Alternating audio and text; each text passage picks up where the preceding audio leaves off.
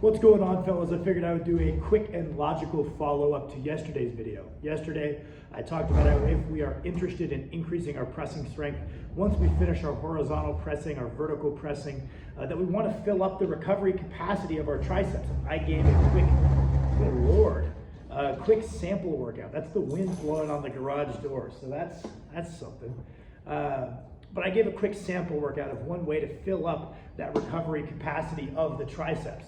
Now, logically, we're going to take a look at the other side of the arm today.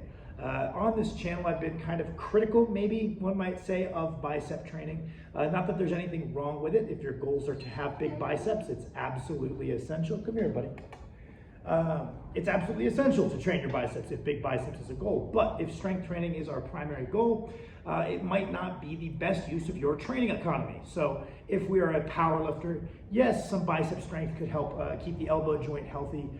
Yes, the biceps play a stabilizing role in the bench press, and thus strength there might be important. But we're going to get enough work for the biceps to achieve these two goals, more than likely just from our pulling volume to develop our upper back. Our vertical and horizontal pulling is going to give us enough peripheral bicep work to derive whatever benefits it offers for a power lifter. Now, if we move to strongman, I think there's a stronger case that could be made for some bicep training, because bicep strength is going to be challenged and more beneficial in strongman than it is in powerlifting. That being said, we're going to get most of our bicep strength from the exact same things that are going to be testing it. So if a sandbag carry is going to be one of the things that's going to be demanding on our biceps, the best way to build up the biceps for that task is going to be to do our sandbag training, not to do curls. You could argue, oh, well, isn't doing curls going to maybe reduce our risk of a bicep tear? And I would tell you to lean into specific training. Back in the day where guys didn't have any implements, they just built up gym strength on traditional implements, and then they went to go apply their strength to the implements. I feel as though the injury rate that on Atlas stones was quite high. We build up all this strength in the biceps and the back and the legs via curls, RDLs, and front squats, and we can go pick up a stone, but we haven't done any specific preparation, and that's where we are at risk. Whereas instead of trying to disassemble the stone into the singular muscles and training them, if we built up our strength via doing volume with a lighter stone, and then moving a little heavier, then moving a little heavier, prepared in a specific manner, our biceps would get stronger in the specific task of the stone, and our injury risk would be lower. So while yes, there are more bicep demands for strongman, most of that is going to be addressed by doing the events that challenge them. Maybe we could make an argument for doing a little bit of biceps on top of that, but it's not going to be the real bread and butter. It's the events themselves that are going to strengthen the muscle. Now, all of that being said, right, we talked about training our triceps being a staple if we're someone interested in maximizing our pressing strength. Well, do we want to train our biceps? If we want big biceps, we want big, thick arms, yes, we're going to train them. Cool, that's a perfectly valid goal that isn't at odds with saying I want to be strong. You can say I want to be big and strong. I want to be big and strong. I think that's a pretty logical pairing of goals. It doesn't have to be this tribal one or the other. You could say, okay, well, all of this other components of my program is because I believe this to be pretty optimal for strength training. That little bicep work at the end, that's because I want big, thick arms. I don't want to have noodle arms. Super valid. And if we're just someone who's interested in holistic strength training, we want to be strong in head to toe and developed as much as we can. There's no reason to skip over a muscle group. And so what are we going to do? If our goal is to develop the biceps to match the triceps, we talked about how I would recommend developing them. We're going to take a similar frequency, which is 2, but preferably 3 days per week to train them, mostly because they can recover from that. And we can stimulate that growth process more times per week. Any less would probably just be wasted growth potential. Now, one big thing I like to talk about is when we're developing our triceps, we often look to big compounds and then isolation. So we'll do a dip or a close grip bench press, and then we'll look to lower scale motions, but people will not apply the same rationale to the biceps for whatever reason. If you're looking for a big compound, something like a chin up or a neutral grip pull up, loaded once you're able to, can kind of check that big compound slot before you move into isolations.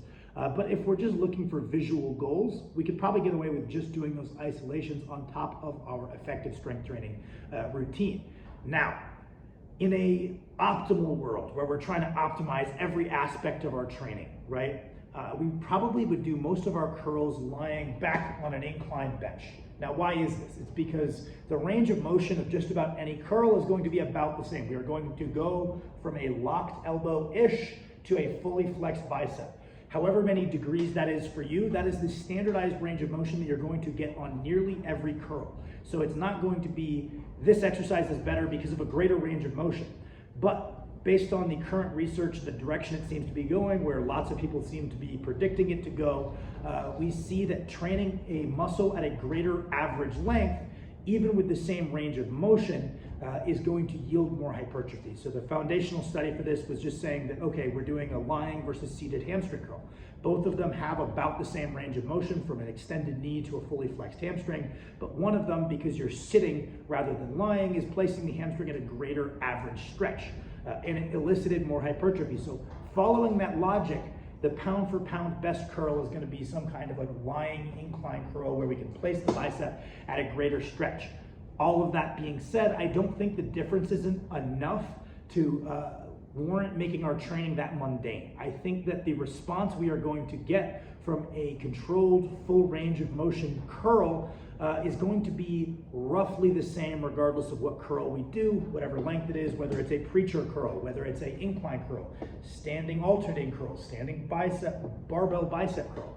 I think they're all, assuming we're taking the same set to the same proximity to failure, they're all going to do about the same thing, which opens us up to using variations to keep our bicep training not boring. So that way we have more incentive to work hard at it.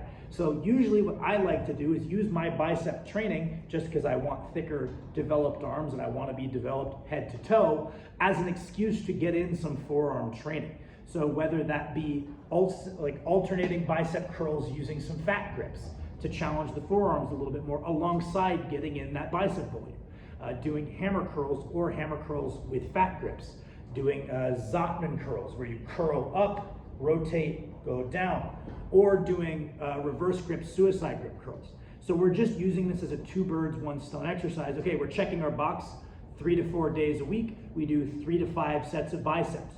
If we just do that alongside our tricep training, we're going to be getting, I don't know, 80 to 90% of the potential bicep gains without a huge time and investment. We can just throw that at the end of our 2 to 3 pressing sessions per week, fill up some volume, just like what we're doing with the triceps, and then we can expect our biceps to develop alongside our triceps, and we're going to avoid noodle arm syndrome. My pitch is just, if the idea is thick arms, an arm is all the way down to your hands, so we may as well develop the thickness of a little bit lower in the arm as well while we're at it. If we're gonna be doing an exercise that's purely for some visual goals, let's really commit to that and say, well, my visual goal is to have some powerful meat cannons, so we're gonna challenge the forearm, right? Some things with the palms facing down to work the wrist extensors. Some things with the palms facing up to work the wrist flexors, some things with neutral to work right in between, right? You're using fat grips in there, and we're going to be able to develop our arm as a whole in this supplemental slot without using that much extra time. So what do I recommend? I recommend a rotation of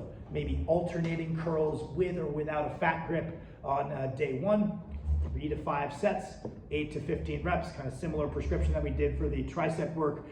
Day 2 is going to be some kind of hammer curl, exact same rep ranges, exact same sets. And then day 3 is going to be something with the palms down, whether that is on a barbell, a reverse suicide grip curl, whether it's on an easy bar, or whether with dumbbells we choose to do Zotmans. So that way, day 1 flexors, day 2 kind of in between, day 3 extensors.